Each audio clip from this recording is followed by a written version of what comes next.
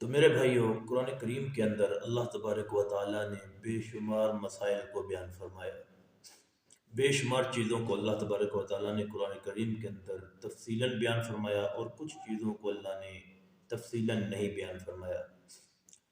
اب جو میں آپ کے سامنے آیات کریمہ پڑھنے لگا ہوں، اس میں اللہ تبارک و تعالیٰ نے اپنی توحید کو بیان فرمایا، اور اللہ نے اپنی طاقت کو بیان فرمایا، اور اللہ نے جو انسان کو چیزیں عطا فرمائی ہیں ان میں سے چند چیزوں کا ذکر اللہ نے فرمایا۔ اللہ تبارک و تعالیٰ قرآن کریم میں ارشاد فرماتے ہیں کہ اے انسان، وَهُوَ الَّذِي، کہ میں اللہ وہ ذات ہوں، انشأ لکم السمع، جس نے تمہارے لیے تمہارے کان بنائے، یعنی کان جن سے ہم باتیں سنتے ہیں، لوگ بولتے ہیں اور ہم سنتے ہیں۔ تو اللہ تبارک و تعالیٰ فرماتے ہیں اے انسان، میں اللہ وہ ذات ہوں، وَهُوَ الَّذِي أَنشَأَ لَكُمُ السَّمْعَ، کہ میں نے تمہارے لیے تمہارے کان بنائے۔ نمبر 2، اللہ فرماتے ہیں کہ اے انسان، تو مجھے نہیں مانتا، میری بات کو نہیں مانتا، میرے مذہب دین کو نہیں مانتا، لیکن تمہارے کان جن سے تم گانے سن رہے ہو، جس سے تم بے حیائی کی باتیں سن رہے ہو، جس سے تم فحش گفتگو سن رہے ہو، یہ کان تمہیں جو عطا کیے ہیں وہ ہم نے عطا کیے ہیں۔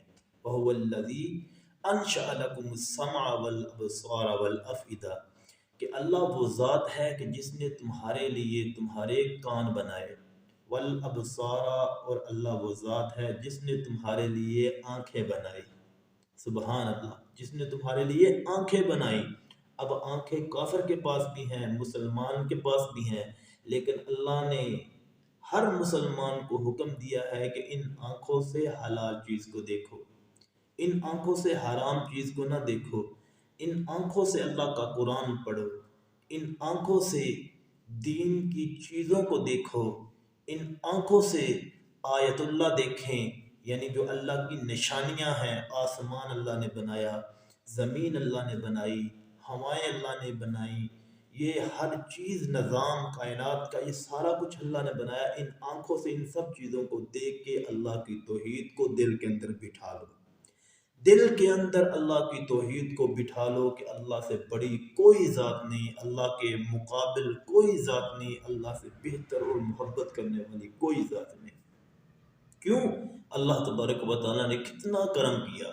وَهُوَ الَّذِي أَنشَأَ لَكُمُ السَّمْعَ، اے انسان، میں اللہ وہ ذات ہوں کہ جس نے تمہارے لیے انشأ لَكُمُ السَّمْعَ، تمہارے کان بنائے، والابصار، تمہاری آنکھیں بنائی، اور ان سے بڑھ کے والافئدہ، میں نے تمہارے لیے تمہارا دل بنایا، میں نے تمہارے لیے تمہارا دل بنایا، وہ دل جو دھڑکتا ہے، اور جس کے دل کے اندر رب کی محبت نہ ہو، جس کے دل کے اندر رب کی چاہت نہ ہو، خدا کی قسم ایسے دل کا کیا فائدہ، ایسے دل کا کیا فائدہ۔ دل تو وہ دل ہے کہ جس دل کے اندر رب کی محبت پیدا ہو جائے، دل تو وہ دل ہے کہ جس دل کے اندر اللہ کے نبی صلی اللہ علیہ وسلم کی محبت پیدا ہو جائے۔ تو بہرحال اللہ تبارک و تعالیٰ نے یہاں پر 3 نعمتوں کا ذکر فرمایا اس آیت کریمہ کے اندر، کہ اللہ وہ ذات ہے کہ جس نے تمہارے لیے آنکھیں بھی بنائی، تمہارے لیے کان بھی بنائے، اور تمہارے لیے اللہ نے دل بھی بنایا۔ پھر اللہ نے آخر میں شکوہ کیا، قلیلا ما تشکرون، اے بندے، اے میرے بندو، بڑا کم ہے جو تم شکر ادا کرتے ہو۔ ان نعمتوں پر، تمہاری آنکھیں، تمہارے کان، تمہارے دل، تمہاری ہر جسم کا ہر عضو میں نے بنایا، لیکن اس کے بدلے میں جتنا تمہیں شکر ادا کرنا چاہیے تھا، اللہ فرماتے ہیں قلیلا ما تشکرون، میرے بندے اتنا تم شکر ادا نہیں کرتے، اتنا تم شکر ادا نہیں کرتے، حالانکہ تمہیں چاہیے تھا کہ تم اپنے رب کا شکر ادا کرتے، اپنے رب کی تسبیحات پڑھتے، اپنے رب کا ذکر کرتے، اللہ اکبر کہتے، سبحان اللہ کہتے، الحمدللہ کہتے، نمازیں پڑھتے، روزے رکھتے، اور دین کے نیک کام کرتے، لیکن اللہ فرماتے ہیں قلیلا ما تشکرون، میرے بندو تم بہت کم شکر ادا کرتے، بہت کم شکر ادا کرتے ہو۔ پھر اس کے آگے اللہ تبارک و تعالیٰ ارشاد فرماتے ہیں وَهُوَ الَّذِي ذَرَأَكُمْ، یہ اللہ اپنی نعمتوں کو گنوا رہے ہیں، اپنی نعمتوں کو۔ وَهُوَ الَّذِي ذَرَأَكُمْ فِي الْأَرْضِ وَإِلَيْهِ تُحْشَرُونَ، اے میرے بندے، میں اللہ وہ ذات ہوں، میں اللہ وہ ذات ہوں جس نے تم کو زمین میں پھیلا دیا، ذرأکم تمہیں پھیلا دیا، فی الارض زمین کے اندر، یعنی جگہ جگہ پہ انسان ہے۔ امریکہ میں انسان بیٹھے ہیں، لندن میں انسان بیٹھے ہیں، افریقہ کے جزیروں میں انسان بیٹھے ہیں، سعودی عرب میں انسان بیٹھے ہیں، پاکستان میں انسان بیٹھے ہیں۔ تو یہ اللہ نے اپنی نعمتوں کا ذکر کرتے ہوئے فرمایا کہ اے میرے بندے، وَهُوَ الَّذِي ذَرَأَكُمْ فِي الْأَرْضِ وَإِلَيْهِ تُحْشَرُونَ، کہ میں اللہ وہ ذات ہوں کہ جس نے تمہیں پوری دنیا کے اندر پھیلا دیا، پوری زمین کے اندر پھیلا دیا۔ وَإِلَيْهِ تُحْشَرُونَ، اور ایک وقت آئے گا کہ میرے بندے مرنے کے بعد تم سب نے جہاں کہیں، کوئی سمندر کی تہوں میں، کوئی جہاں کہیں مٹی کے اندر دفن ہے، کوئی ان کو درندے کھا گئے، جانور کھا گئے، ڈوب کے مر گئے، جہاں کہیں جل کے مر گئے۔ اللہ فرماتے ہیں جو کوئی انسان جہاں کہیں بھی ہوگا قیامت والے دن ان سب کو میرے پاس لایا جائے گا۔ وَهُوَ الَّذِي إِلَيْهِ تُحْشَرُونَ، اور پھر تم سب کو میرے پاس لایا جائے گا۔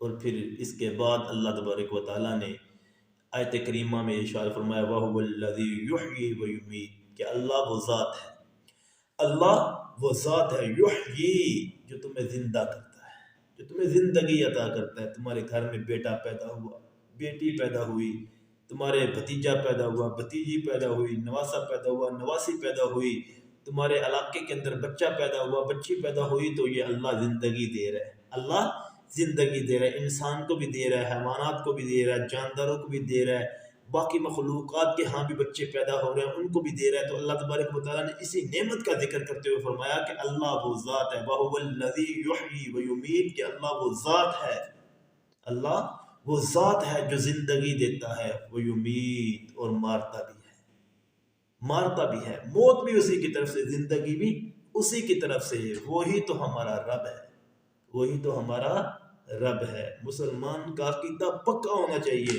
کہ زندگی دینے والی بھی ذات اللہ کی اور مارنے والی بھی ذات اللہ کی۔ جو رات انسان کی قبر میں آنی ہے تو وہ قبر میں ہی آ کے رہے گی۔ کوئی دنیا کی طاقت، ساری دنیا مل کے اگر اس رات کو انسان سے ٹالنا چاہے تو نہیں ٹال سکتی۔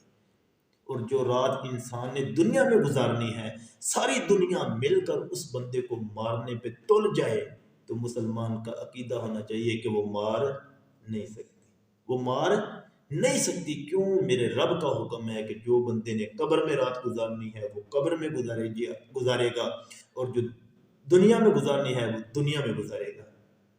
تو بہرحال اللہ تبارک و تعالیٰ فرماتے ہیں وَهُوَ الَّذِي ذَرَأَكُمْ فِي الْأَرْضِ وَإِلَيْهِ تُحْشَرُونَ، کہ پھر تم نے میرے پاس آنا اکٹھے ہو کر۔ وَهُوَ الَّذِي يُحْيِي وَيُمِيتُ، اور اللہ وہ ذات ہے جو زندگی بھی دیتا ہے، وَيُمِيتُ، مارتا بھی ہے، وَلَهُ اخْتِلَافُ اللَّيْلِ وَالنَّهَارِ، اور اللہ تو وہ ذات ہے جو رات اور دن کو بدلتا ہے، اختلاف کرتا ہے، ان میں اختلاف ڈالتا ہے۔ کیا مطلب؟ کہ کبھی دن بڑا، کبھی رات بڑی، کبھی رات چھوٹی ہوگی دن بڑا ہو گیا، کبھی دن چھوٹا ہو گیا رات بڑی ہو گئی۔ تو ٹائم کا چینج ہونا، بڑھنا گھٹنا، یہ وَلَهُ اخْتِلَافُ اللَّيْلِ وَالنَّهَارِ، یہ بھی اللہ کے اختیار میں ہے، یہ بھی اللہ اس طرح کر سکتا ہے۔ کائنات کے اندر کوئی طاقت، کوئی چیز نہیں ہے جو رات کو جو ہے نا وہ بڑھا دے اور دن کو چھوٹا کر دے اور پھر اسی طرح ہی ساری زندگی نظام چلتا رہے۔ نہیں، یہ اللہ کا نظام ہے۔ کبھی اللہ دنوں کو بڑا کر دیتے ہیں، کبھی اللہ رات کو بڑا کر دیتے ہیں، کبھی اللہ دن کو چھوٹا کر دیتے ہیں، کبھی اللہ رات کو چھوٹا کر دیتے ہیں۔ وَلَهُ اخْتِلَافُ اللَّيْلِ وَالنَّهَارِ، اور رات اور دن کا بدلنا، کبھی جو ہے رات ہو جاتی ہے، کبھی دن ہو جاتا ہے، اور کبھی رات بڑی ہو جاتی ہے، کبھی دن بڑا ہو جاتا ہے۔ تو اللہ فرماتے ہیں یہ ساری میری نشانیاں، افلا تعقلون، تم کیوں نہیں سمجھتے؟ اللہ تبارک و تعالیٰ نے کیا خوبصورت الفاظ کا یہاں پہ چناؤ کیا۔ اللہ فرماتا ہے افلا تعقلون، تمہیں عقل کیوں نہیں آتی؟ تم کیوں میرے دار پہ نہیں آتے؟ مجھے اپنا رب کیوں نہیں مانتے؟ کیوں نہیں میرے پیغمبر کی اطاعت کرتے اور ان کی سنتوں پر عمل کرتے؟ افلا تعقلون، کیا وجہ ہے؟ کیوں عقل نہیں ہے تمہارے اندر؟ افلا تعقلون۔